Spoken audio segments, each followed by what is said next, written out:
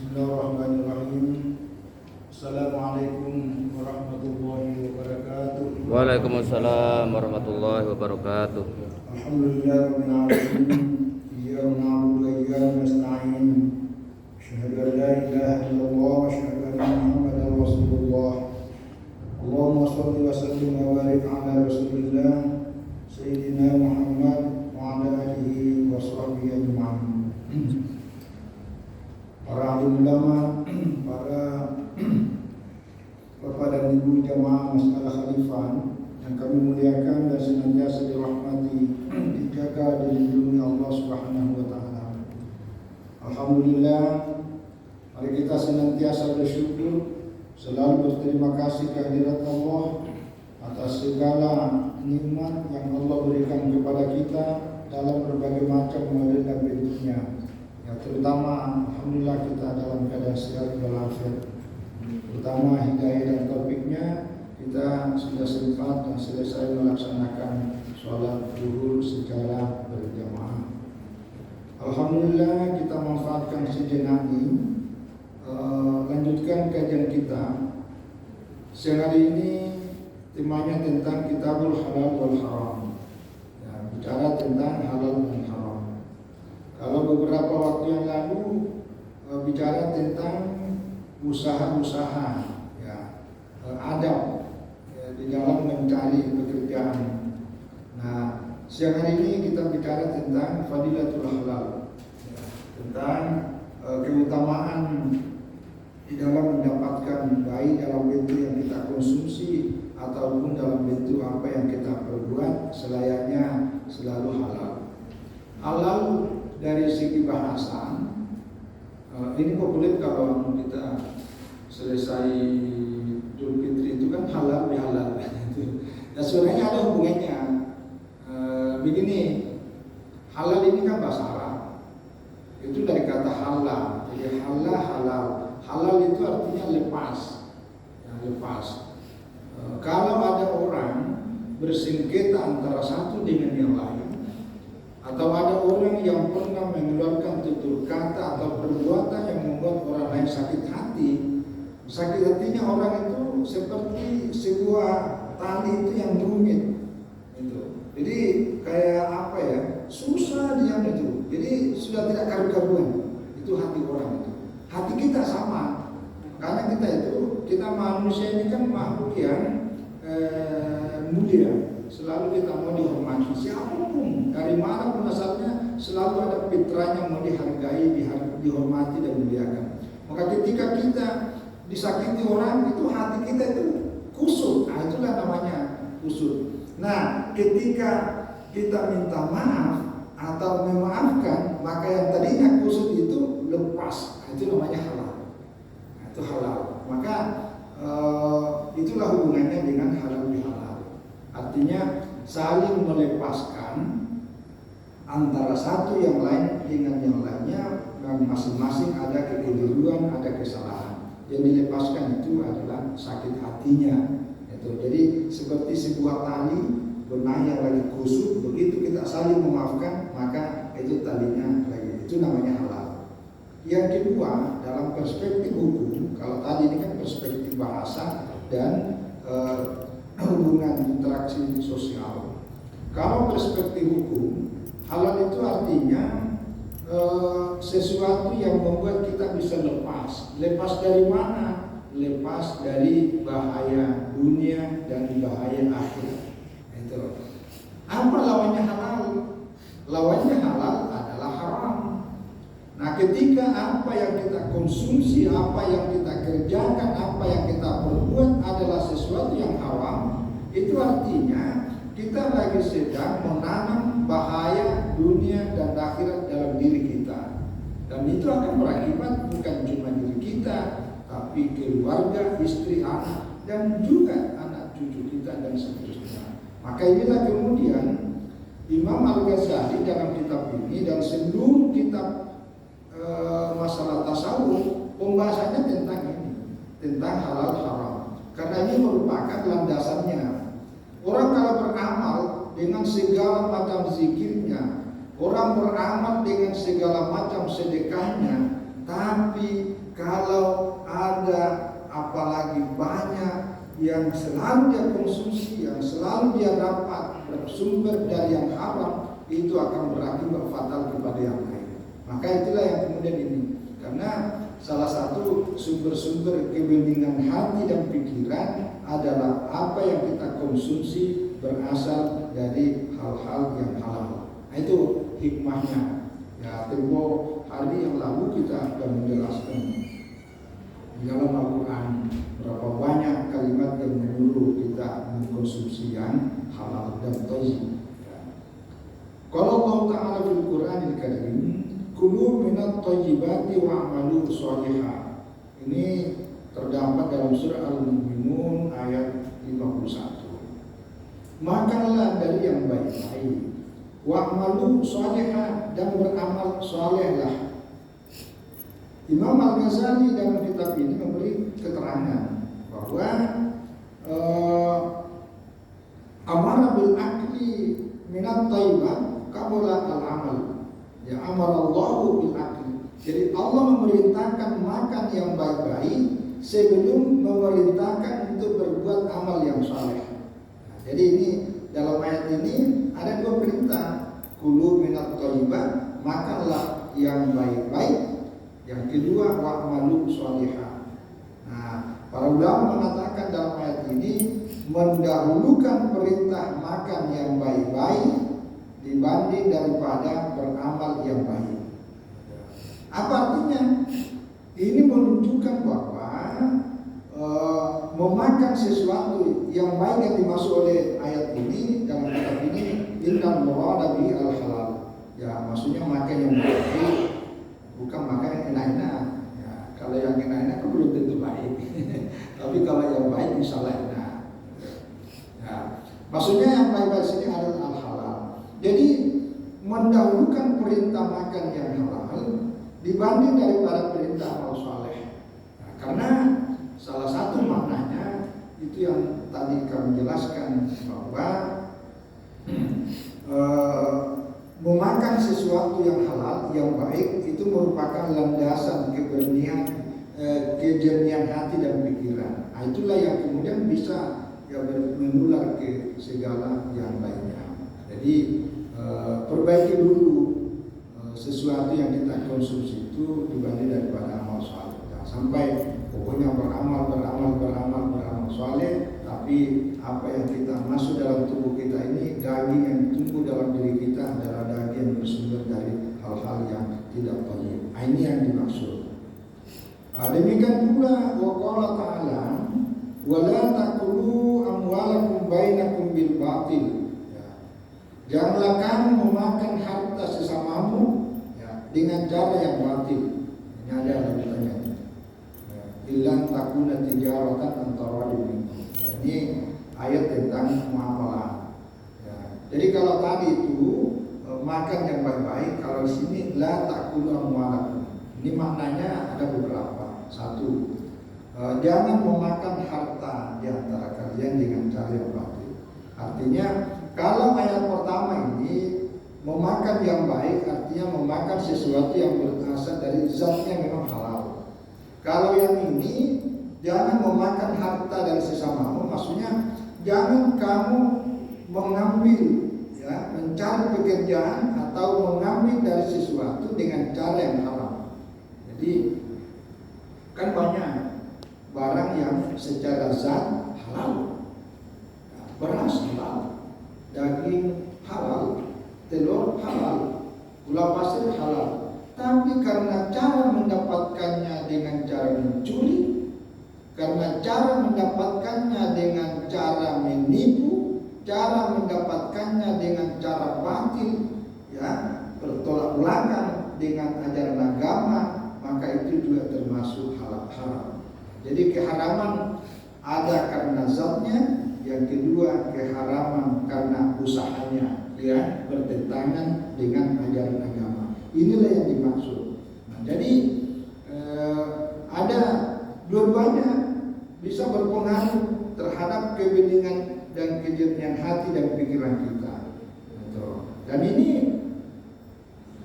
sampai kepada dalam hal persoalan sholat. Jadi kehusuan di dalam beribadah sholat tidak semata-mata karena mempelajari teori dalam buku, cari ayatnya dibaca, baca terjemahannya, kemudian segala macam teori itu iya. Tetapi kalau apa yang kita makan, apa yang kita lakukan sering menyakiti orang, maka itu akan berakibat kepada hati dan pikiran kita selalu gelisah, dan itu tidak susah untuk konsentrasi berkomunikasi langsung dengan Allah Subhanahu wa taala. Itu dampaknya. Maka inilah pembahasan-pembahasan ini selalu dikedepankan oleh para ulama, terutama di kalangan ulama tasawuf, karena ulama tasawuf ini lebih banyak mendekatkan bagaimana hati dan pikiran kita selalu dekat dengan Allah. Nah, selama banyak larangan yang kita makan, larangan yang kita minum, larangan yang kita perbuat, itu akan membuat antara diri kita dengan Allah ada benteng yang kemudian menjadi jarak. Nah, itu yang sangat dihindari di kalangan para ulama. Yang kedua, yang berasal dari hadis Rasulullah SAW, warawa Ibnu Mas'ud radhiyallahu anhu. Ya, Ibnu Mas'ud radhiyallahu anhu. Ibnu Mas'ud ini sahabat Nabi SAW ya. Dulu pernah saya cerita tentang ini, fisiknya sangat terbatas dibanding daripada orang yang pendek, kecil. Kadang-kadang kalau jalan di padang pasir itu, kalau ada angin kencang itu terpilih-pilih mau jatuh. Nah, sering ditertawakan teman-temannya. Tetapi semangat beragamanya luar biasa. Ini sahabat senior, sejak di Mekah sudah beriman. Nah, itu yang dulu saya pernah cerita. Dulu waktu Nabi dulu menyiarkan agama dan dakwah secara terang-terangan, makanya di Mekah, Madinah itu ketika turun perintah sholat dan sholat zuhur asar itu seperti ini tidak dikeraskan karena ini situasinya. Nah, suatu saat ketika ada turun ayat, kata Rasulullah, siapa yang mau membaca ayat ini di depan orang banyak? Tidak ada berani. Nah, kecuali ini Ibnu Mas'ud. Kata teman-temannya, mana berani. Akhirnya karena semangat mukadimahnya luar biasa, dia pergi lagi dengan dekat Ka'bah. Karena orangnya kecil dan dilihat orang. Nah, dia susun batu dekat Hajar Aswad itu antara Makkah Ibrahim dengan Hajar Aswad. Dia susun batu tinggi baru dia naik ke atas. Barulah dia baca. Belum selesai ayatnya dibaca, udah bapak bidur duluan. Nah, itulah kondisinya waktu awal-awal. Jadi tantangan dakwah itu di waktu di Mekah itu luar biasa. Nah, ini sosok seorang Ibnu Mas'ud secara fisik tidak terlalu ini, tetapi ruhiyahnya, semangatnya itu yang luar biasa. Jadi menilai orang jangan terlalu terjebak karena fisiknya, tapi semangatnya. Inilah Ibnu Mas'ud. Nah, apa kata Ibnu Mas'ud? Yang dinukil dari Rasulullah SAW, beliau mengatakan talabul halali faridatun ala kulli muslimin. Jadi mencari pekerjaan, mencari sesuatu penghasilan, mencari yang halal adalah fardu bagi setiap muslim. Ya, ini ada dua hadis, tapi oleh para ulama mengatakan sudah satu. Karena hadis yang populer ini riwayat Ibnu Majah. Talabul halal, talabul ilmi faridatun ala kulli muslimin. Itu kan sama tuh. Jadi mencari ilmu itu hukumnya fardu bagi setiap orang muslim. Nah, sama juga talabul halal faridatun ala kulli muslimin. Mencari sesuatu yang halal itu adalah wajib bagi setiap muslim. Nah, oleh karena itu, begitu kita keluar dari rumah, melangkah satu langkah dan seterusnya menuju tempat di mana kita bekerja, apakah di pasar, di toko, di mana saja, di kantor atau dimanapun, seluruh langkah-langkah kita menuju usaha kita dalam rangka mencari nafkah semuanya bernilai ibadah. Kenapa? Karena kita menjalankan perintah Rasulullah SAW ini. Jadi apapun profesi dan pekerjaan kita, jangan kita berpikir bahwa ini kan cuma duniawi. Nah, jadi kalau ini kita dapat dunia, dapat juga akhirat. Yang penting niat dan caranya. Ada dua tuh. Jadi niatnya kita keluar dari rumah itu Bismillahirrahmanirrahim. Dengan niat ya Allah mudahkan segala urusanku untuk mendapatkan kebaikan hari ini. Itu jadi akan camkan dalam diri, ya Allah, tunaikan, penuhi hajatku untuk mendapatkan kelebihan. Kelebihan itu maksudnya rezeki darimu untuk semakin saya pakai beribadah kepadamu dan keberkahan dalam keluarga dan anak cucu saya masa depan. Itu niatkan. Nah, dapat atau tidak dapat, karena kita sudah berniat akan semuanya jadi pahala. Apalagi kalau sudah dapat, itu double. Nah, ini yang dimaksud dengan di sini. Jadi sekali lagi, pekerjaan apapun, sekecil apapun pekerjaan tidak ada sia-sia. Bahkan dalam beberapa hadis Rasulullah SAW bahwa ketika kita pulang dari kerjaan, lalu kita capek, lalu kita letih, lalu kita sakit-sakitan, lalu kita kadang-kadang tidak bisa berpikir ya karena capek. Apalagi kalau galau, mana pekerjaan di kantor, mana anak buah kita dan seterusnya. Semua kegalauan, semua keletihan, semua kecapean kita itu akan menjadi penembus dari dosa-dosa yang pernah kita lakukan. Jadi tidak ada keletihan ma tusibu al muslimah ya min nasabin wala hammin wala adab illa kecuali. Jadi tidak ada keletihan, kecapean, kesakitan, gangguan apapun yang kita dapatkan dalam pekerjaan kita ini kecuali Allah akan menutupi dosa yang pernah kita lakukan. Itu kelebihannya. Jadi hadis dan informasi ini memotivasi kita. Jangan pernah mengeluh, ya. Apalagi nyalahkan orang. Jangan jaga kebiasaan sedikit-sedikit orang lain salah. Padahal yang harus dikoreksi dikit. Apalagi banyak ngeluh. Tidak ada untungnya namanya mengeluh itu. Ya. Jadi dikembalikan kepada kita. Ma asabaka min hasanatin fa min Allah. Apa saja yang kamu dapatkan sesuatu yang baik, camkan itu karunia dari Allah. Ma asabaka min sayyi'atin fa min nafsika. Tapi kalau ada sesuatu yang buruk, yakin wah ini dari diriku ini. Nah itu supaya kita koreksi untuk memperbaiki diri yang lebih baik.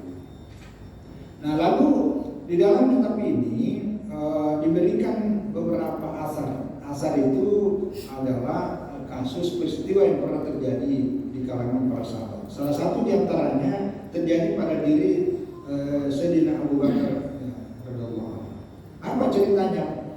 Jadi Abu Bakar radhiyallahu anhu anna as-siddiqa, maksudnya ini Abu Bakar as-siddiq radhiyallahu anhu, syariba labanan min kasbin abdihi. Ya, jadi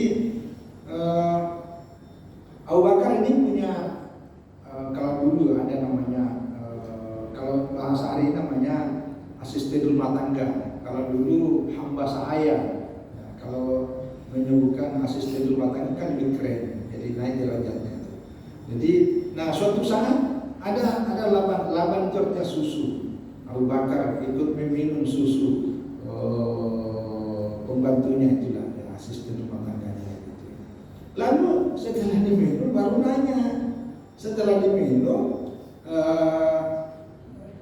semua sahaja berdahu. Lalu ditanya, dari mana susu ini kamu dapat? Apa jawabannya? Oh, maka takahantu al-qauma fa'atuni. Oh, ini saya pernah meramal. Jadi ini mungkin bekerjanya, mungkin dia nanya, Bang, nanti kalau saya ini kira-kira gimana masa depan saya? Oh, dia ramal. Ya kamu sekarang macam-macam itu. Kalau sekarang Allah kalau dulu, pokoknya dia ramal lah orang ini. Nanti kamu begini. Akhirnya dikasihlah susu itu. Begitu dengar penjelasannya, Abu Bakar radhiyallahu anhu langsung memasukkan jari telunjuknya ke dalam anunya, dikocok-kocok supaya keluar semua, dimuntahkan kembali karena merasa bahwa ini ya tidak halal. Nah, itu karena dianggap sesuatu berasal dari pekerjaan yang tidak baik. Yang meramal itu aku bahasanya tidak, pokoknya tidak baik lah. Nah, meramal sesuatu yang bukan urusan kita, pada urusan gaib. Nah itu ceritanya. Jadi itu satu contoh yang ditampilkan oleh seorang Abu Bakar As-Siddiq, yang inilah yang kemudian diwariskan kepada para ulama, terutama para ulama yang wara. Ketika memakan sesuatu yang tak jelas sumbernya itu tidak mau sama sekali. Ya. Terakhir sini ada nasihat kata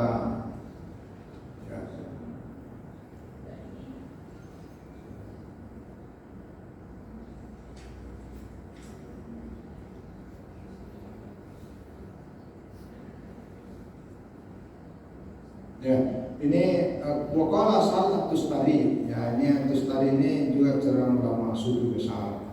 Apa dia katakan? La yabulughul 'abdu hakikatal iman. Jadi seseorang itu belum mencapai hakikat imannya hatta yakuna fi arba'in khisal. Nah, sampai dia mendapatkan ada 4 pokok. Itu salah satu kriterianya menurut Syekh Sahal Tustari. Pertama adalah ada faraidi bisunnati. Nah, jadi menyelesaikan kewajiban-kewajiban kita ditambah dengan amalan-amalan sunnah. Nah, jadi kalau hanya wajibnya saja itu pokoknya. Tapi kalau mau mendapatkan yang betul-betul mendapatkan hakikat iman itu selain sholat fardunya dia ditambah sholat sunnah. Selain sunat tarawati ya sholat sunat juga yang lain. Yang kedua adalah ini wa'aklul halal bil wara. Jadi memakan mengkonsumsi yang halal secara wara. Wara itu artinya mengedepankan kehati-hatian, ya, kehati-hatian. Jadi bukan mengedepankan kepintaran. Karena kadang-kadang karena kita merasa pintar, itu kadang-kadang kita bertindak ceroboh dan gegabah, hilang kewaraan. Yang banyak wara itu biasanya tidak terlalu pintar, tapi hatinya lebih terjaga. Ini yang lebih baik, lebih baik. Yang ketiga adalah wajatinabu an-nahyi, ya zahiran wa batinan. Yang ketiga itu selalu berusaha menghindari larangan secara lahir dan batin. Jadi kalau ada larangan dalam agama, tidak usah ditanyakan ini larangannya haram atau makruh. Pokoknya namanya larangan hindari. Gitu ya. Ada guru saya dulu menjelaskan begini, apa bedanya perintah agama, perintah dalam agama dengan larangan dalam agama? Ada bedanya. Kalau semua perintah dalam agama itu tidak mesti kita lakukan. Tapi kalau semua larangan dalam agama mesti kita lakukan, insya Allah kita selamat. Jadi tidak usah tanya ini haram atau makruh. Ya, pokoknya kalau larangan usahakan menghindari secara zahir, apalagi secara batin. Secara batin itu maksudnya kalau kita dilarang ghibah, dilarang cerita buruk orang, itu ya termasuk, itu hindari. Ya, soalnya nanti tahun 2023 itu udah mulai kampanye-kampanye itu, ya. Jadi kirim berita-berita tapi tujuannya nyerang orang, jangan ikut-ikutan. Itu kebiasaan yang tidak baik. Ya, paling tidak kita bisa menghindarkan itu. Yang keempat, wasabru ala dzalika ilal maut. Jadi bersikap sabar terhadap 4 tadi, yang 3 ini. Jadi orang kalau mau melakukan yang fardu itu mesti ada kesabaran karena tantangannya banyak. Orang yang mau mengkonsumsi barang halal tantangannya banyak, jadi kita perlu sabar. Begitu juga menghindari larangan, tantangannya banyak, maka itu perlu kesabaran. Saya kira ini dan yang terakhir, kalian berkata hal haram. Ada satu doa dan saya kira kita sudah seringkali amalkan. Tapi kadang-kadang ada orang bilang, ini doa tidak ada habisnya. Ini doa surat duha. Itu doa surat duha bagus tuh. Apa bunyinya? Allahumma inkana rizki bis samai fanzil. Itu akhirnya kan awalnya itu Allahumma inna duha duhauka. Ya Allah, sesungguhnya doa ini doamu. Wal baha bahauka. Sesungguhnya keagungan ini keagunganmu. Itu ya. Wal jamala jamaluka wal qutakul wal ismata ismatuka. Allahumma, ini doanya ini. Inkana rizki bis samai fanzil. Jika rezekiku ada di langit, fanzil turunkan. Wa inkana fil ardi fa akhrijhu. Kalau rezekiku ya Allah ada berada dalam perut bumi, ini keluarkan. Ya mungkin kalau petani kan rezekinya ada di dalam bumi. Wa in kana ba'idan, kalau rezekiku ada berada di tempat yang sangat jauh, faqarribuhu, dekatkanlah ya Allah. Nah, kan ada pekerjaannya jauh sekali dari keluarga itu, tidak nikmati hidupnya. Nah, ini ada kalimat terakhir. Ada lagi, wa in kana mu'astiran. Ya Allah, jika rezekiku berada di tempat dan waktu yang susah, fayassirhu, maka mudahkanlah bagiku ya Allah. Nah, ini yang terakhir. Nah, wa in kana haraman fatahhirhu. Nah, ini yang saya pernah ditanya ini. Mana itu Ustaz? Maknanya jika rezekiku haram fatahhirhu, maka bersihkanlah, sucikan ya Allah. Apa maksudnya? Maknanya macam-macam. Salah satu di antaranya begini. Kalau kita minta kepada Allah agar selalu kita dilindungi, dipelihara dan dijaga sehingga terhindar dari hal-hal yang haram. Itu maksudnya. Jadi kita kalau mau terperosok ke dalam ini selalu ada sesuatu yang membuat kita tidak jadi. Ya, mungkin karena macam-macam. Ada satu macam caranya Allah melindungi kita untuk bagian dari cara pemeliharaan. Jadi itu maksudnya. Jadi ini doa sangat bagus. Ya. Jadi jika rezekiku adalah haram maka sucikanlah. Jadi yang kedua dalam makna dan aplikasinya, kalau ada kelebihan Allah berikan kepada kita dalam bentuk rezeki walaupun tidak sampai zakat, setiap ada kesempatan sedikit atau banyak itu bukan masalah, tapi keluarkanlah dan selalu niatkan dalam hati, mudah-mudahan kelebihan dari rezekiku ini bisa mensucikan dari rezekiku yang lainnya. Gitu. Karena jangan kita rezeki yang kita ambil ini mungkin hasil keringatnya kawan kita, ya. Jadi dengan cara itu kita keluarkan bisa disucikan. Saya kira ini mudah-mudahan memberi inspirasi, motivasi kita untuk selalu terjaga dari hal-hal dan terpelihara untuk selalu melakukan yang halal, terhindar dari apa yang diharapkan oleh agama kita. Amin. Terima kasih dan mohon maaf atas semua kekurangan. Wallahu a'lam bishawab. Wassalamualaikum warahmatullahi wabarakatuh. Waalaikumsalam warahmatullahi wabarakatuh.